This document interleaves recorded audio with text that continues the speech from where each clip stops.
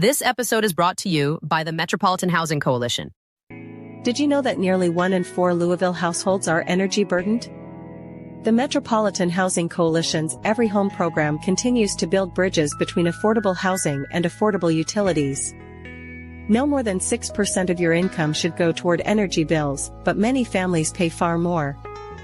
High energy bills can force families to choose between keeping the lights on and buying groceries, a choice no one should have to make. Together, we can make every home safe, healthy, and affordable. Learn more and get involved at everyhomelou.org. Hello, everyone. I'm Bruce Maples, publisher of Forward Kentucky, and welcome to another episode of the State of Kentucky. I'm excited to have our guest today, Annabel Nagel. Before we invite her on, let's remind everybody that if you like this video, please like it below. And if you like the work we're doing, there are two things you should do. You should subscribe to our channel on YouTube, and you should visit forwardky.com and sign up for at least a free membership so you can help support all the work we're doing. As I said, we're joined by Annabel Nagel. Let me bring her on. Annabel, welcome to the State of Kentucky. Thank you. Thank you. How are you? I'm good.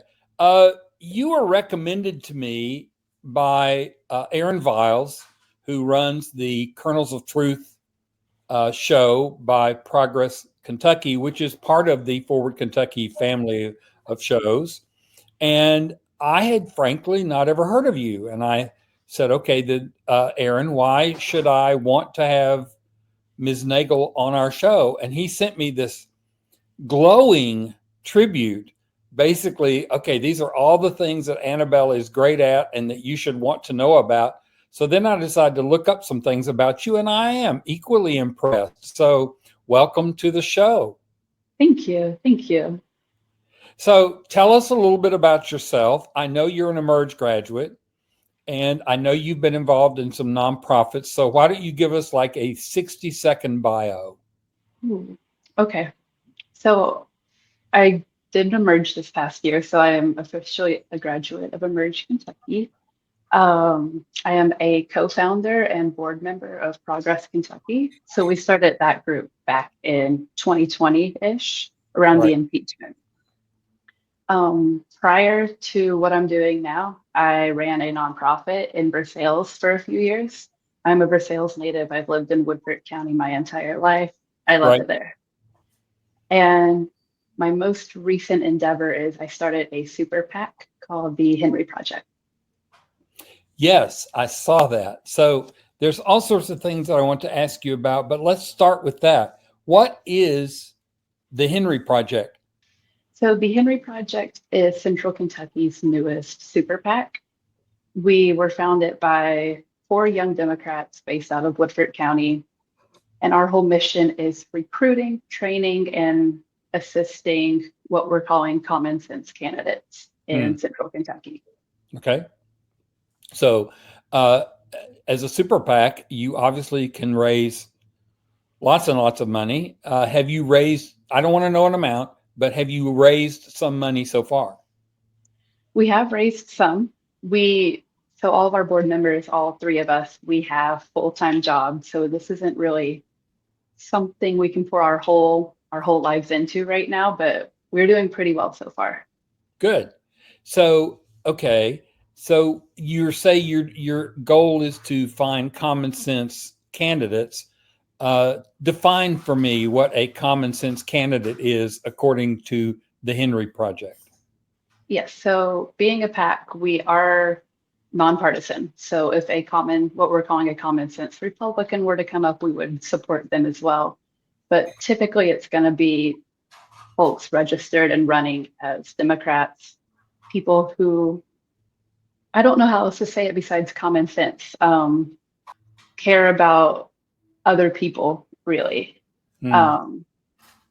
Care about folks who care about women's rights and minorities and racial indifferences and gun control, just basic keeping people safe and having a sense of empathy is what we really care about. Okay. All right. So I'm intrigued with your statement that you would support common sense Republicans. I, at one time, considered myself somewhat in that same boat in terms of if there was a progressive Republican, I would vote for them. I haven't seen any in a long, long time. They seem like an endangered species to me. So, have you got any candidates yet? Let me put it that way. We haven't publicized any candidates that we're supporting yet, but we have already been working behind the scenes with a few different folks, none of which, as of yet, are Republicans. Because, like you said, it's kind of hard finding what we're calling a common sense Republican, but we're Right. looking. Okay. Okay. So you said you had a full-time job. What is your day job, as the case may be? Oh, so outside of politics and organizing and doing the million different things I do, I just bartend on the side. Oh, It's just a fun little turn my brain off. I don't have to think about politics. It's well, unless you're talking with somebody at the bar who yeah, insists on talking about politics. yeah. I couldn't do that because if I heard somebody extolling Trump, I'd probably want to dump a drink on them. So I couldn't do that job. No, it is nice to have something that's non-political and non-activist like to go to every now and then just to again turn my brain off and not think about Right. everything. Right. Now, you were executive director of a nonprofit in Versailles that was a cafe. Is that correct? Yes, so Spark Community Cafe, it was a nonprofit pay it forward, pay what you can Mm-hmm. restaurant that helped feed the food insecure in Woodford County. And how'd that work? Was it successful? It was. We made it about 6 years. I Mm. left there this past January and they officially closed their doors a few weeks ago. So they're no longer around. But 6 years was a good run, especially with COVID in the middle of it. It was, Yeah. yeah. So were people confused by the whole concept of pay what you can, pay it forward, et cetera? It's definitely a newer concept. Cafes like this were popping up all over the country. But definitely for rural Kentucky, it was a new thing for us. But people adapted to it really well. You would walk in and you would have like $1 million horse farm manager sitting next to someone living out of their car. It was just Mm. a spot where people could coexist and come together and That just sounds so cool. You make me want to go out and start one right now. Uh, there are two others in the state. There's Grace Cafe out of Danville, who mhm. helped spark out quite a bit in the beginning. And then there's one with a similar concept in Louisville called The Table. Yeah. Um, okay, so you're an Emerge graduate. Now, some people, most people, I assume, go through Emerge because they want to run for office or whatever. A few people go through Emerge just so they can sort of get uh, familiar with what all's involved. So, what are your plans with being an Emerge graduate? Are you going to run for office? I am going to run for office. Yes, I do plan on it. When we signed up for Emerge, we kind of pledged that we would be running within the next 5 years. So we will be on a Okay. ballot within the next 5 years. Prior to Emerge, I had always been on the backside of campaigns. So managing them, doing field, doing anything else besides being the candidate. Right. Um, but with Emerge behind me, I'm fully ready to run for office. Okay. So, like what? What are we thinking about? Are you looking at school board, city council, president? What are you going to run for? I am currently looking at state representative for the Mm. 56th district. So that is going to be all of Woodford, part of Jasmine County, and then a little sliver of Franklin County as well. Who's in that seat right now? Dan Pfister. Ah, yes, Representative Pfister, Yes. one of our favorite people. Um, if you decide to do that, please let me know. I want to have you back on to talk about that race because I think that could be a real barn burner. Absolutely. I was planning on doing it next year, but there's an age technicality in there that will be preventing me from doing it this next cycle. Well, bless your heart for having that problem. Some of us would not have that problem. Yeah, yeah. Um, so you said you worked on the backside of campaigns. That's like sounds like you work, people who worked on the backside of Churchill Downs.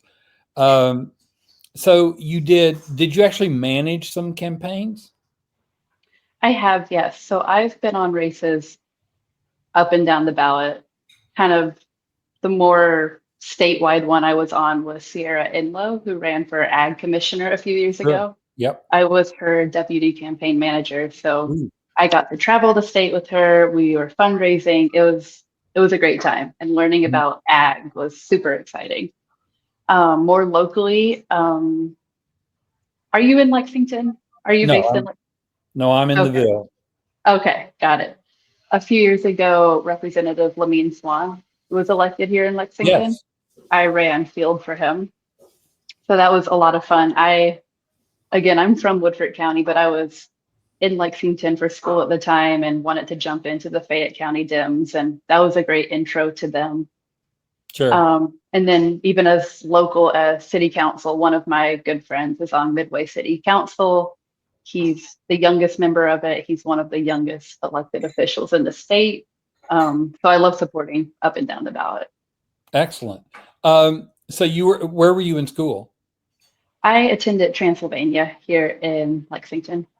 Transylvania. That's a wonderful school, so I've been told. It was great. It wasn't quite the fit for me, so I did not finish my education. Um, but it was a great little campus. The people were great. I learned a lot while I was there. So you say there's an age thing about you running for office yourself. Are you going to be involved in campaigns in the next couple of years until bless your heart you get old enough to run for state rep? Yes, yes, I am hoping to exploring getting on a few right now in the early stages, because I feel like this is the more exciting time is when people aren't really thinking about an election, but you're still doing the work and getting things going. Oh yeah. Um, I am not going to tell you who I'm looking at joining right now, but there's a few different options out there, and I would love to be a part of any of them. Yeah. So if you can't run against Mr. Pfister in 2026, do you have any idea who is going to run against him? See, that is the question I do not have an answer to. So back to the Henry Project, our whole recruiting candidates.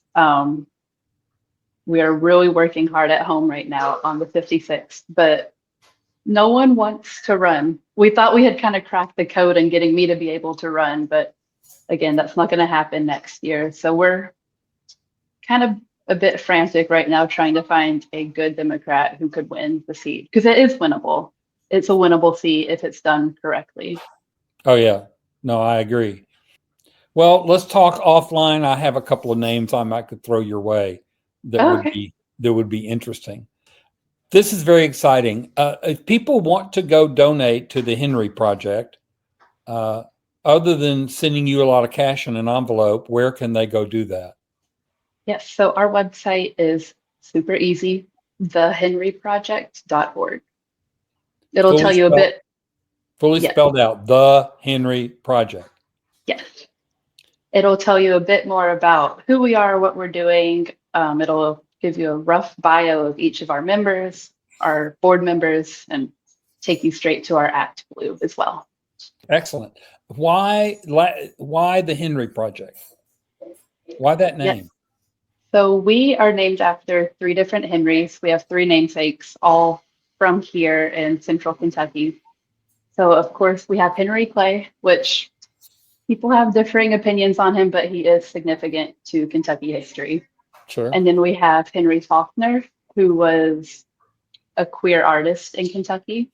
And then we have Josephine Henry, who was a powerhouse women's rights activist out of Versailles.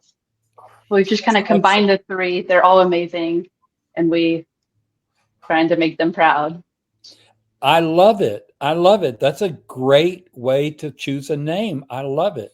That's very exciting. I wish you a lot of success with that. We certainly need to win some races there in Central Kentucky, and certainly Mr. Pfister needs to retire. So we're definitely up for that. So I have two final questions, which I ask pretty much everybody. The first is there anything that you wanted to talk about that I haven't asked you about? That is a good question. Um, so again, living in Woodford County, rural Kentucky, it is oftentimes that we get forgotten and left behind the rest of the state. The rest of the state being Jefferson and Fayette, of course. Right.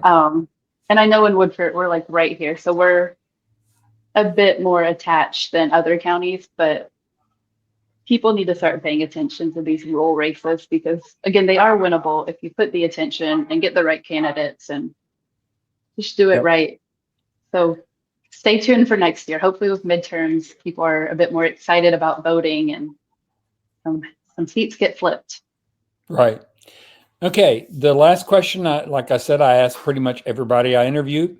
If I gave you a magic wand and you could have anything you wanted, you can do anything you want with that magic wand, except give yourself a gazillion dollars. You can't do that, but you can do anything else. What would you use your magic wand to do?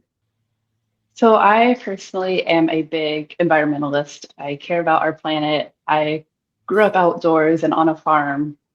Nature has always been a big thing to me. So I would reverse climate change and global Hmm. warming by many years. So we would get maybe a fresh start at that because if we don't have anywhere to live, what are we going to do?